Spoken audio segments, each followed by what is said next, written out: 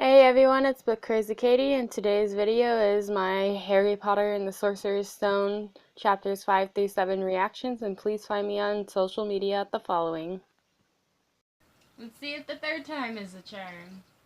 Hey everybody, it's Book Crazy Katie, and today's video is my Harry Potter and the Sorcerer's Stone chapters 5 through 7 check-in, and let's start talking about it. So I've already finished the whole book now. Like last week when I checked in with you guys, I was holding off on reading most of the chapters. I had started chapter 5 and got like halfway or 2/3 through the chapter, but decided to slow down and I didn't want to get too far ahead. And then what have I done? I've gotten too far ahead. I was hoping to actually shoot videos throughout the week, but I got a call from a friend saying that she was going to come up here, and so I was spending time cleaning and reorganizing my tiny little space, and then she ended up canceling and is hoping to come again. So instead of getting time to shoot some videos as I was passing some of my chapter updates, I ended up not being able to film because I was just so tired out and did not want to film from going to work and then coming home and cleaning and doing more work. So I just have gotten to the point where I've read the whole book. I could have probably filmed a little bit yesterday or on Friday, but I was super tired on Friday. I slept like 13 hours Friday night. I was just worn out from the week. And I feel weird filming when my boyfriend's at home. Maybe if it's a nice day, I'll go outside. Yesterday was nice and sunny, but it was super windy, and I didn't really want to go outside and film at all. So I have now finished the whole book, and I'm going to try to go over these chapter updates without accidentally giving anything from further chapters away. And I hope you guys like it. So the book chapters titles that we have, I didn't do this in the first video, but maybe it's a good idea to go over what the chapter titles are real quick. Chapter 5 is Diagon Alley. 6 is The Journey from Platform 9 3/4. And 7 is The Sorting Hat. And so in this group of chapters, we'll see Harry Potter going to school. I thought for sure when he left with Hagrid that he was just going straight to Hogwarts. However, he ends up going to Diagon Alley, and in Diagon Alley there is a bank. And what is the name of the bank? It's called like Gringotts or something like that. And it's a bank that's ran by goblins. And they go and they pick up a special package, and it just says, you know what, and it's in Vault 213. Yeah. It's in Vault 213, and they go and pick it up, and I thought for sure, like, the stop along the way would just be that Harry was going straight to school after that, but they got Harry Potter the things he needed for school and the money that his parents had left him, and there's a whole, like, separate form of currency known in the magical world than what existed in London, and there's galleons, sickles, and nuts. And I think nuts are like the smallest of the currency, and galleons is like the highest form of currency there. And while in Diagon Alley, they also pick up like Harry's uniform and his wand. His wand happens to be the same, have the twin tail feather from the same phoenix that Voldemort's wand came from, which shows that everyone thinks that Harry Potter is a super magical wizard, or he must be. The wand picks the wizard, not the wizard picks the wand, is the whole theme.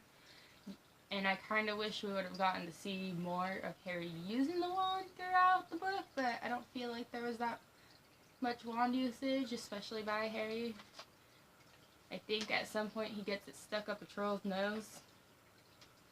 And then some of the characters that came up, and during this part of the book, I feel like we kind of got character overload, and some of them don't even seem like they quite actually played a role. that much. But you get to see Doris Crockford, which I don't really know who that is, and Daedalus Diggle. He meets Professor Quirrell for the first time, and can't remember if that's at the wand shop that he meets him, but he meets Professor Quirrell, who's very nervous. And this is a teacher that is the professor of dark arts, and he just seems very nervous and stuttering and scared and doesn't seem like he's capable of teaching this kind of stuff or really carrying it out.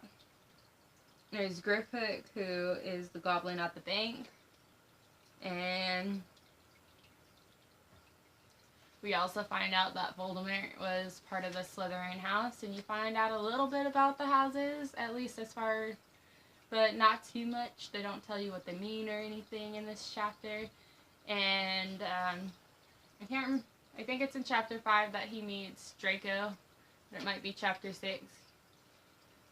He meets Draco while he's in Diagon Alley, and he's not named. He's just this pretentious blonde boy who's hoping for all this stuff and is saying how crappy some of the houses are and hoping to be part of Slytherin and all this other stuff.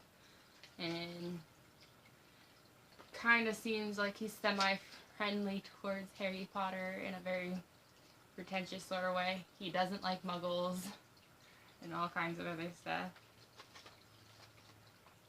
And I was really happy that when I was reading this and I had stopped reading for a few days, that I actually went back and reread chapter 5, because I feel like I picked up on a lot of stuff I wasn't picking up on because I was slowly reading chapter 5. I was reading for a few minutes on the bus. I was reading a few minutes while I was eating lunch. I was reading a few minutes again on the bus when I was coming home. So like, I didn't feel like I was like sitting there and really absorbing it all. And unfortunately, too much time had passed in between when I first started reading it and when I had stopped reading it. And then chapter 6 is the whole thing with the platform 9 3/4. This is where I was really surprised that Harry had gone back to be with his uncle and aunt until he was waiting for Hogwarts to start school. I didn't think that he was going to be there. You know, like I said, when Hagrid took him, I thought he was just going to go.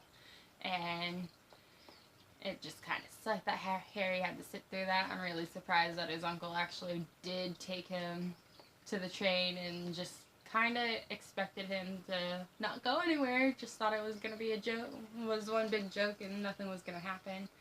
But he gets there and he's looking for platform 9 3/4 and can't find it, and it's not there. And then he ends up spotting the Weasleys and sees the Weasleys going through, and he learns from them how to get onto the train. And from there, just meeting the whole Weasley family. They are a wonderful group of people. George and Fred are funny as can be. Ron is a great, awesome friend, and I just like instantly like them, and can't wait to like see more of them as the series continues, because they seem like a really wonderful family. I was really hoping that, actually I'm not gonna say it right now, but I was just really disappointed that Harry had to spend more time living with the Dursleys, because I really don't understand why he has to go back to them. Because I really don't understand why they let him stay that long, and I'm still waiting for the answer on that one. But have been told it does get answered, I just don't know when. And I'm talking with a water bottle in front of my face, of course. And is there anything? Oh yeah, I like the fact that Harry Potter stands up to Draco Malfoy, because I'm pretty sure he ends up standing up to him because he's picking on Ron and being a jerk to Ron and the Weasleys in general, because they're so poor and he comes from a rich, stuck-up family. And so, like, I'm glad Harry Potter didn't just let him walk all over people, and I'm pretty sure Draco had caught on to the fact that Harry Potter was on the train and that he was Harry Potter, and was giving him crap on that, if I remember correctly. But I really appreciated the thing. I forgot to talk about in chapter 5 how Hagrid got bought Harry Potter's owl for him as a birthday present, and that was very sweet because Harry hasn't really had people that were thoughtful of him and considered getting him presents as a nice thing to do. Instead, they just gave him castaways and as little as possible at the Dursleys' household.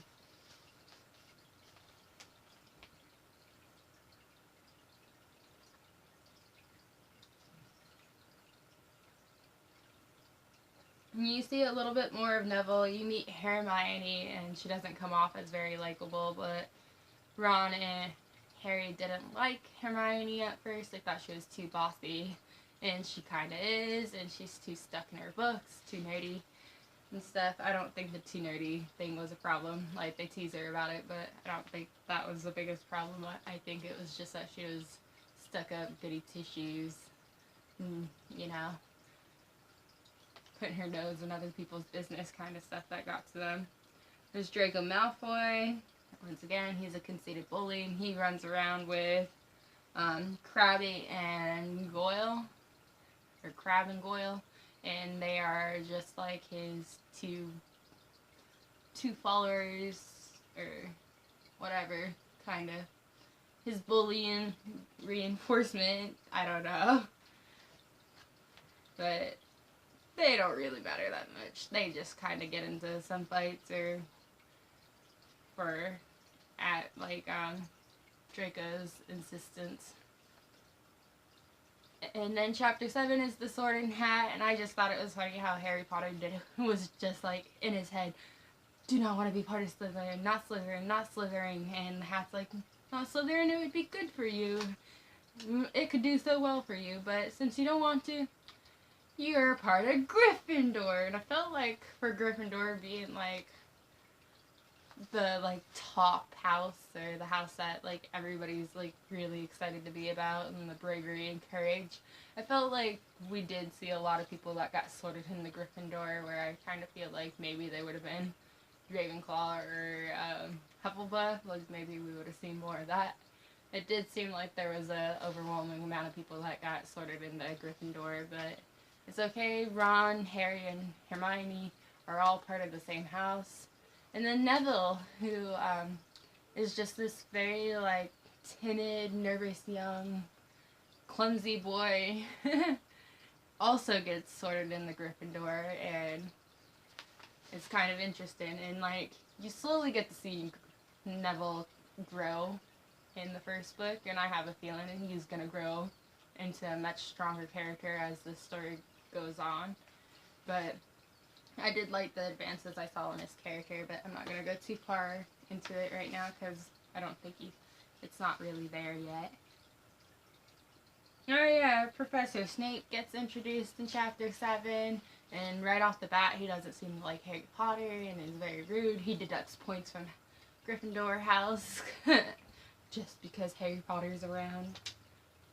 And then we meet some ghosts, such as Nearly Headless Nick. We meet Peeves, who kind of guards the house, and I'm not quite sure what Peeves is supposed to be, because it says something like he's not quite a ghost, but I'm not sure what he's supposed to be. But I just know he, guards the house and will wake people up if they, and, I think he helps make sure that house rules are being followed, and so he will wake the house or wake the appropriate people if the children are out of bed or something. And while on the train, I forgot to say, while they're on the train, Harry buys a bunch of candy because he hasn't really had money to have that much candy or buy whatever he wanted in the past, so he buys a bunch of candy while he's on the train, and he's eating some chocolate frogs, and he ends up with, and some flavor beans, but he ends up with a trading card that, and it's the only one I feel like they specifically mention he gets. He ends up with a trading card with Dumbledore on it, and it has a little piece of information about Dumbledore, and it comes up again in the future, but I'll leave it right there for now. Talking about Professor Snape again, how he doesn't like Harry Potter right off the bat.